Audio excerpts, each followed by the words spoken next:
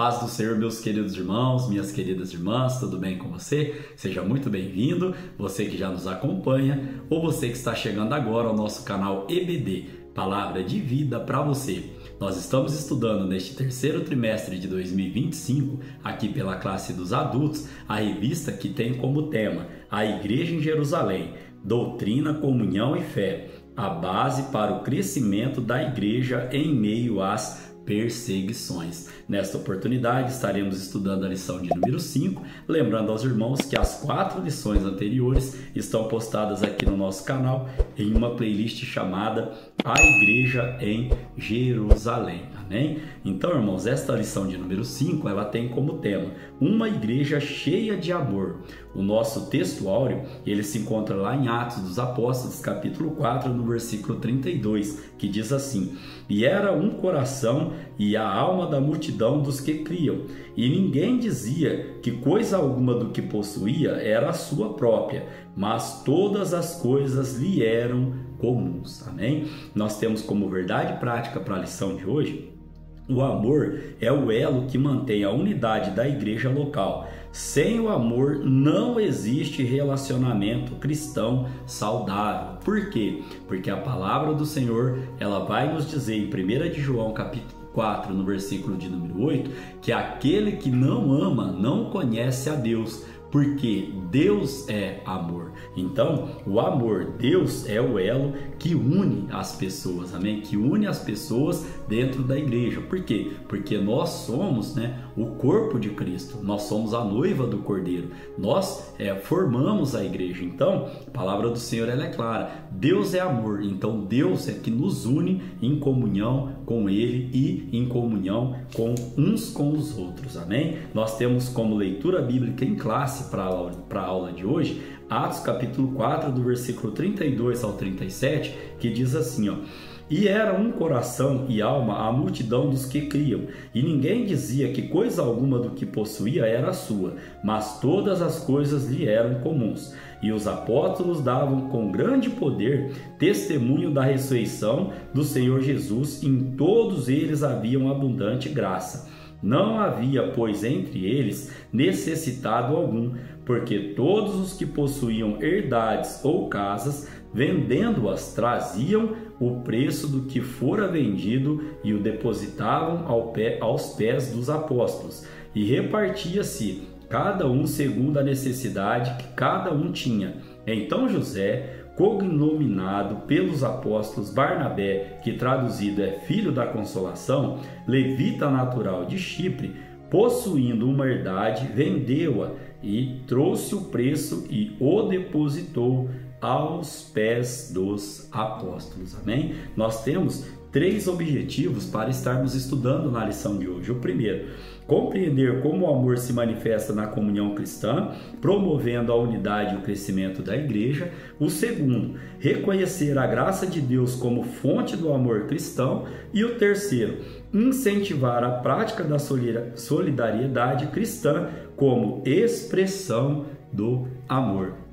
E como parte, irmãos, motivacional para nossa lição de hoje, que nós possamos impactar a nossa sociedade com a mensagem transformadora do Evangelho. E por que estou dizendo isso? Porque nós vivemos hoje em uma sociedade individualista e que trata as pessoas com indiferença. Então a igreja, nesse contexto todo, ela é chamada, irmãos, para ser um farol de esperança e de amor às pessoas.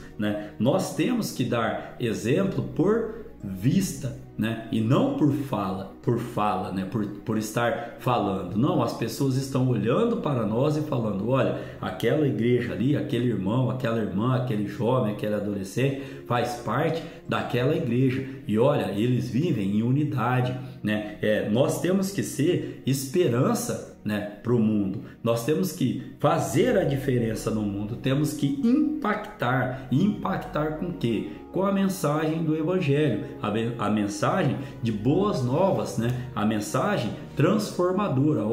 Ora, se o mundo ele está pregando e vivendo isso, nós podemos ter uma forma de vida diferente como? fora do individualismo, fora do egoísmo, fora da indiferença para aqueles que mais precisam, né? Então, neste contexto é que fica aqui a parte motivacional da lição de hoje, que nós possamos estar impactando, fazendo a diferença, levando a mensagem de Jesus Cristo às pessoas, amém? Nós temos como parte de introdução, então, para a nossa lição de hoje, que nós veremos como o amor de Deus se manifesta numa igreja genuína cristã. Ele capacita a igreja a enxergar os mais necessitados, também capacita a buscar caminhos para suprir as carências desses necessitados, também capacita a igreja a ser solidária e ser generosa. Então, nessa parte introdutória aqui, nós podemos dizer que o Espírito Santo ele nos capacita, ele capacita a igreja nessas características que trouxe aqui aos irmãos, mas por quê? Porque esse amor não é um amor humano, ele não é um amor meramente humano, ele é um amor divino, e nós já lemos aqui que Deus é amor. Então o próprio Deus nos capacita a sermos generosos, solidários, ele nos capacita a enxergar a necessidade, e não somente enxergar, mas é papel da igreja também suprir as necessidades daqueles que estão mais necessitados, amém? Palavra-chave então para a nossa lição de hoje: amor. E nesta lição nós estaremos estudando 3 tópicos. Olha só o primeiro: o amor manifestado na comunhão cristã. O segundo, o amor como manifestação da graça. E o terceiro tópico, nós estaremos estudando a manifestação do amor na solidariedade cristã. Amém? Cada tópico, como é sabedor dos irmãos, tem os seus subtópicos. E o primeiro subtópico do tópico de número 1, ele vem trazendo o tema: o crescimento da igreja cristã. Aqui nós vamos ver que a igreja, que havia começado com 120 discípulos, agora era uma grande multidão. Ou seja, uma igreja pequena possui a mesma natureza e essência de uma igreja grande. Assim como uma igreja grande, uma igreja pequena também enfrenta seus problemas e desafios. Só que nós temos que estabelecer aqui as proporções. Em uma igreja pequena, obviamente, os problemas serão menores. Em uma igreja grande, os problemas, muitas vezes, eles são maiores e também trazem uma complexibilidade, né? Uma situação mais difícil de ser resolvida. Só que tanto na igreja pequena quanto na igreja grande, os problemas, os desafios, as necessidades, as complexibilidades, elas têm que ter a direção de Deus para serem tratadas. Ou seja, o Espírito Santo de Deus é quem dá a direção para que sejam tratados esses desafios e esses problemas, amém? Então, irmãos, caminhando para o segundo subtópico aqui, nós temos como título: os desafios do crescimento. Somente o amor poderia manter o elo fraterno entre os crentes, porque nós somos sabedores que a igreja de Jerusalém, ela estava em expansão, né? Ela estava em crescimento, em escala, né? Geométrica. Então, olha o que o apóstolo Paulo vai nos ensinar em Romanos capítulo 5, no versículo de número 5, confirmando que é o amor de Deus que une as pessoas. Olha só: ora, a esperança não nos deixa decepcionados, porque o amor de Deus é derramado em nosso coração pelo Espírito Santo que nos foi dado. E ainda o próprio apóstolo Paulo, em Colossenses capítulo 3, no versículo 14, ele diz assim, ó: e sobre tudo isto, revesti-vos de amor, que é o vínculo da perfeição. Então, gostaria aqui de destacar que quando uma igreja se fragmenta e se divide, isso significa que o egoísmo tomou o lugar do amor em algum ponto. Nós não podemos ser nem egoístas no individual e também nem no coletivo, amém? Caminhando para o terceiro subtópico, nós temos a vida interior. Aqui, ó, o Espírito Santo capacitou poderosamente os crentes para cumprir a missão fora da igreja. Olha o que nos diz Atos dos Apóstolos, capítulo 1, no versículo de número 8. Mas vocês receberão poder ao descer sobre vocês o Espírito Santo, e serão minhas testemunhas, tanto em Jerusalém como em toda a Judéia e Samaria, e até os confins da terra. E por que nós estamos trazendo este texto aqui aos irmãos? Porque a igreja ela foi capacitada para levar a mensagem do evangelho, para a tarefa do evangelismo, mantendo os crentes unidos internamente. Então o Espírito Santo nos capacita para levar o evangelho para fora da igreja e também é ele que nos mantém unidos dentro da igreja. Atos capítulo 8, do versículo 6 a 8, diz assim, ó: e as multidões unanimemente prestavam atenção ao que Filipe dizia, porque ouviam e viam os sinais que ele fazia. Filipe aqui levando a mensagem transformadora do evangelho. O verso 7 diz assim, ó: pois que os espíritos imundos saíam de muitos que os tinham, clamando em alta voz, e muitos paralíticos e coxos eram curados. E havia grande alegria naquela cidade. Importante a gente destacar aqui, o Espírito Santo, ele nos capacita para levar a mensagem do evangelho e ele também nos capacita, é ele que mantém o elo, né, para que nós internamente dentro da igreja também mantemos a nossa comunhão com Deus e com o nosso próprio. Caminhando aqui para o resumo deste tópico, primeiro nós temos a união e o amor entre os cristãos, impulsionados pelo Espírito Santo, fortalecem a igreja e sua missão. Amém? Caminhando para o tópico de número 2, nós temos aqui o amor como manifestação da graça. Primeiro subtópico, a graça como manifestação do Espírito. Aqui, irmãos, o Espírito, ele opera em um ambiente que lhe é propício, isto é, onde a igreja está banhada no amor cristão. Ainda podemos dizer que o Espírito Santo de Deus opera no ambiente onde há comunhão entre os irmãos. Às vezes podemos quebrar a comunhão com os outros achando que não tem importância, mas Jesus ensina que para ser perdoado por Deus, devemos perdoar sinceramente nossos irmãos. Olha o que diz aqui, né? Lá em Mateus capítulo 6, no versículo de número 15. Se, porém, não perdoardes aos homens as suas ofensas, também vosso Pai não vos perdoará as vossas ofensas. Ainda em Mateus capítulo 18, no versículo 35, diz assim, assim vos fará também meu Pai Celestial, se do coração não perdoardes, cada um a seu irmão as suas ofensas. Ou seja, é pré-requisito. Lembra lá do Pai Nosso? É pré-requisito. Assim como nós perdoamos a quem nos tem ofendido, nós também recebemos perdão do nosso Senhor e Salvador Jesus Cristo. Então isso aqui é uma determinação do Espírito Santo, né, de Deus para a nossa vida. Nós temos que perdoar para que também possamos ser perdoados. Amém? Caminhando para o segundo subtópico, nós temos como título a graça como favor imerecido. E o que significa a graça? Significa exatamente isso, favor imerecido. Aqui nós vamos aprender o quê? Que a graça de Deus estava manifestada tanto nos apóstolos como em toda a igreja. Então eu aprendo que a graça do nosso Deus, ela nos alcançou tanto individualmente como no coletivo, né? Ela nos alcançou. Nós não éramos merecedores da graça, do favor imerecido dele, mas pela sua misericórdia, pela sua graça, nós somos alcançados. Então é responsabilidade minha e responsabilidade sua termos essa graça do nosso Deus em nossa vida, e também a responsabilidade da igreja, porque nós formamos a igreja. Então a graça de Deus abundando na minha vida, ela vai ser manifestada no meio da igreja. Os irmãos compreendem esse raciocínio? Então, neste contexto ainda, uma igreja que demonstra amor para com o seu próximo e na qual o Espírito Santo se manifesta de forma abundante, é uma igreja que reflete a graça de Deus.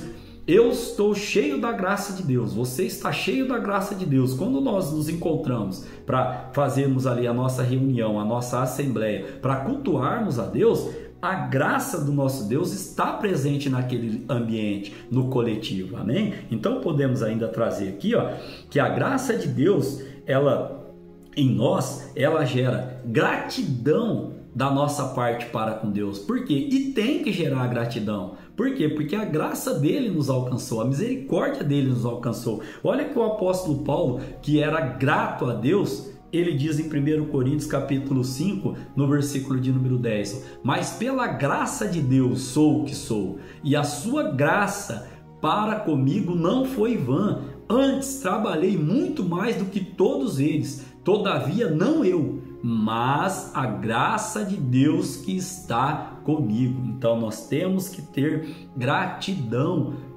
pela graça de Deus ter nos alcançado. A graça de Deus, ela gera em nós gratidão a Ele por tudo que Ele tem nos feito. Amém? Nós vamos caminhar agora para o resumo deste tópico de número 2, que tem apenas 2 subtópicos. O resumo diz assim, ó: a graça de Deus se revela no amor cristão, capacitando os crentes a viverem equilibradamente entre a comunhão e a prática dos dons espirituais. Amém?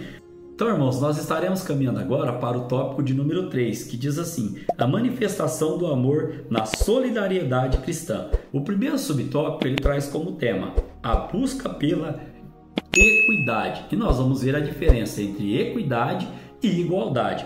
O dicionário Aurélio da língua portuguesa conceitua equidade como a disposição de recorrer igualmente o direito de cada um. Ou seja, diferentemente da igualdade, a equidade não enxerga as pessoas como sendo todas iguais e por isso busca formas de ajudar o desequilíbrio entre elas. Aqui é interessante a gente citar que em Jerusalém não havia um nivelamento social. Haviam pessoas mais abastadas, mais ricas, e haviam pessoas também em condições menores, que possuíam menos condições ali financeiras, vamos falar assim. Mas qual é a função, qual é o papel que eu enxergo na igreja?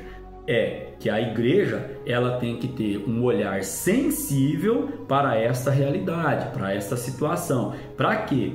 Para ela, através do Espírito Santo de Deus, direcionada pelo Espírito Santo de Deus, ela ser o quê? O que a gente falou lá no início da aula, ela enxergar essa necessidade e ela ser solidária a essa necessidade, ou seja, ser solidária às pessoas menos favorecidas, amém? O segundo subtópico nós estaremos estudando propriedade e compartilhamento. Aqui, a igreja de Jerusalém, ela vivia uma comunidade de compartilhamento e não de domínio. Nós já estudamos, nós já aprendemos que eles depositavam, eles vendiam o que tinham, depositavam aos pés ali dos apóstolos para que todos tivessem de forma igual o que precisavam. E aí a gente ainda pode conceituar que a prática da generosidade pode mudar de acordo com o tempo, lugar e circunstâncias. Porém, o princípio que a governa permanece o mesmo. Quem une a igreja? Quem traz a comunhão, a solidariedade? O Espírito Santo de Deus. Então podemos fazer o bem a quem necessita de uma forma ou de outra. Às vezes você não pode ajudar financeiramente, mas você pode ajudar com oração, com intercessão. E às vezes você pode ajudar financeiramente. Faça isso, ajude aqueles que são mais necessitados. E ainda, lá em Atos dos Apóstolos, capítulo 12, versículo 12, nós temos um exemplo aqui da Maria, mãe de João Marcos, que ela cedia a sua casa para que a igreja ali, para que os irmãos, eles se reunissem ali. Olha o que diz Atos capítulo 12, no versículo 12. E considerando ele nisto, foi a casa de Maria, mãe de João, que tinha por sobrenome Marcos, onde muitos estavam reunidos e oravam. Então, nós trouxemos um exemplo aqui, que ela disponibilizou a sua casa para que ali fosse realizado o culto, o encontro, para que ali fosse realizado ali a adoração ao nosso Deus, amém? Caminhando aqui para o terceiro subtópico, irmãos, nós temos um exemplo da voluntariedade. Como nós vemos lá em Atos capítulo 4, versículo 34, na nossa leitura bíblica em classe, não havia, pois, entre eles necessitado algum, porque todos os que possuíam herdades ou casas, vendendo-as, traziam o preço do que fora vendido e o depositavam aos pés dos apóstolos. E aí, neste contexto aqui, na igreja primitiva, nada aqui foi feito de forma obrigatória. Ninguém contribuiu porque foi constrangido a isso. Havia um sentimento de pertencimento. E o que significa esse sentimento de pertencimento? Ninguém desejava ver o outro de fora, excluído. Amém? E ainda podemos trazer que o foco da nossa lição de hoje, isso era a manifestação do grande amor de Deus derramado nos corações daqueles crentes. E o que nós aprendemos aqui? Que nós possamos viver essa realidade, que nós possamos, ter este amor agindo na nossa vida, amém, irmãos? Então, o resumo deste tópico de número 3, ele vem nos trazendo, o amor se expressa na prática da solidariedade, onde os cristãos cuidam dos necessitados e buscam a equidade na comunidade. Quero ler aqui também um texto lá do apóstolo Paulo em 2 Coríntios capítulo 9, no verso 7. Cada um contribua segundo propôs no seu coração, não com tristeza ou por necessidade, porque Deus ama ao que dá com alegria.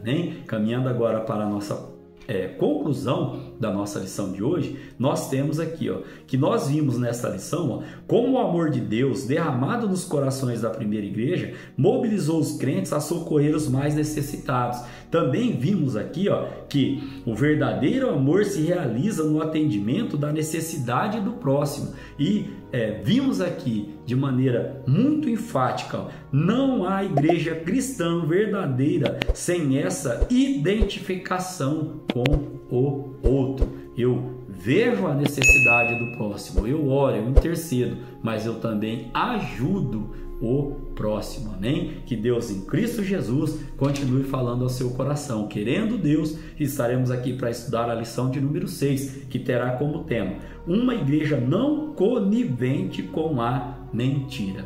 Que Deus em Cristo Jesus continue abençoando a sua vida, continue abençoando a sua família, continue abençoando o seu trabalho e o seu ministério. Amém?